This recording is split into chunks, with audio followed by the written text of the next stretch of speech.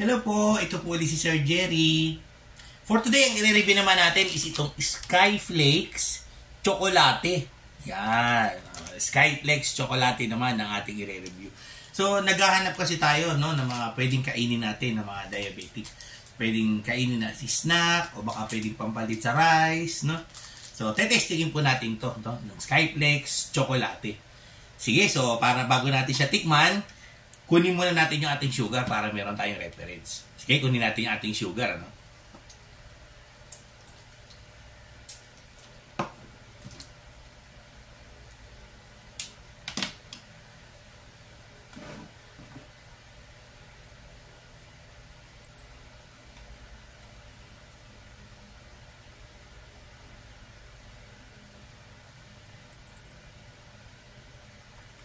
Ayan, ano?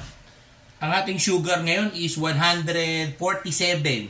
Ayan, 147. Ito yung magiging basis natin, ano? Sige, kainin natin itong Skyflakes Chocolate na ito. Isang pack lang po, no? Para lang malaman natin kung ano bang epekto nito sa ating mga diabetic. Sige, kainin natin yung traditional na kain.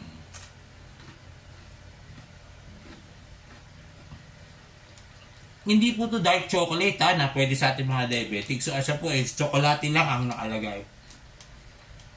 At alam naman na po din yung Skyflakes, ano po ito naging traditional na merienda natin mga Pilipino.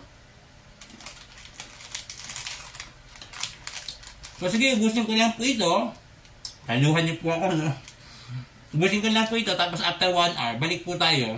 Checkin ulit natin yung ating sugar. Okay, so habang naghihintay po tayo, baka gusto nyo pong may mabubuting puso po dyan na mag-donate po sa atin, ating glucose strips, tsaka lancet na magagamit po natin sa ating review. O kaya baka meron po kayong ire-request na review. Tumatanggap po tayo ng donations to ating GCash sa 0967-190-0407. Ang name po natin is Jerry Ivan Gallardo.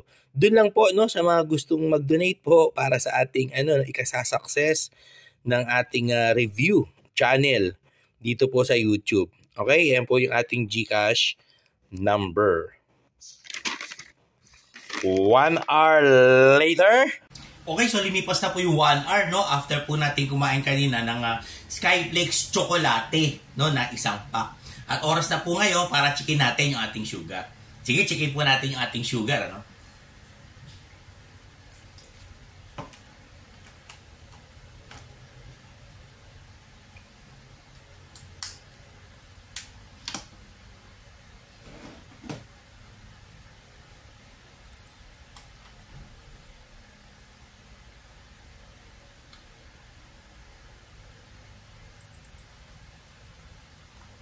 Ayun 164. Kanina po yung 149 yung ating sugar level at ngayon naman po is 164. So tumaas po ng 15 yung ating sugar level after po natin kumain ng isang pack ng Skyflakes na tsokolate. Okay, so isang pack lang po yun pero ang itinaas po is 15.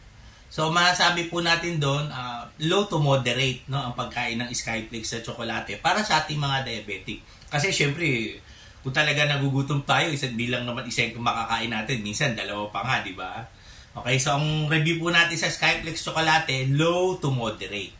Ayan, so alalay lang din mo para po sa mga diabetic ang pagkain ng Skyflakes tsokolate. Although pwede naman, pwede naman, pero alalay pa din ang pagkain natin ng Skyflakes na tsokolate. Again, ito po si Sir Jerry. Salamat po sa inyo. Hanggang sa susunod na video.